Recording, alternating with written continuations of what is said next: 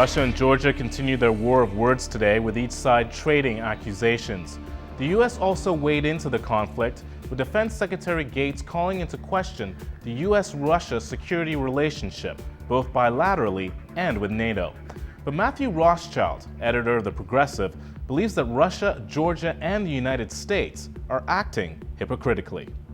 It's hard to find anyone who's behaved well in this whole event. I mean, Saakashvili was foolish and reckless to go into South Ossetia. Now, the Russians themselves violated international law by transgressing the border of a sovereign nation, Georgia.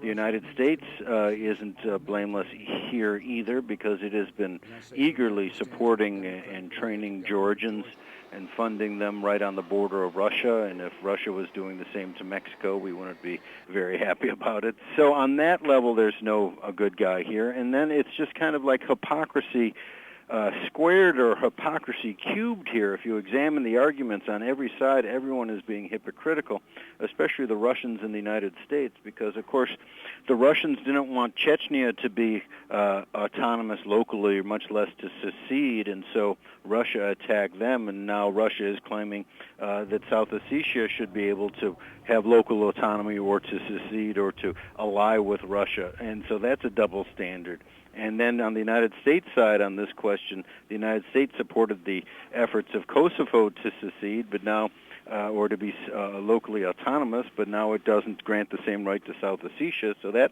makes no sense. And then there's the obvious hypocrisy on the U.S. side.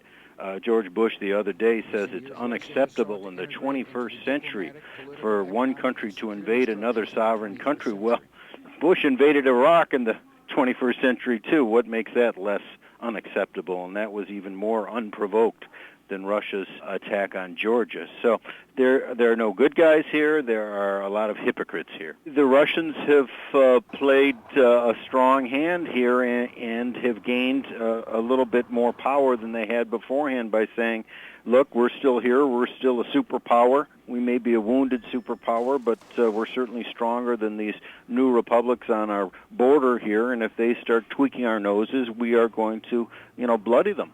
And so Russia did that and essentially told Washington, you can't do anything about it. And that's essentially what's happened.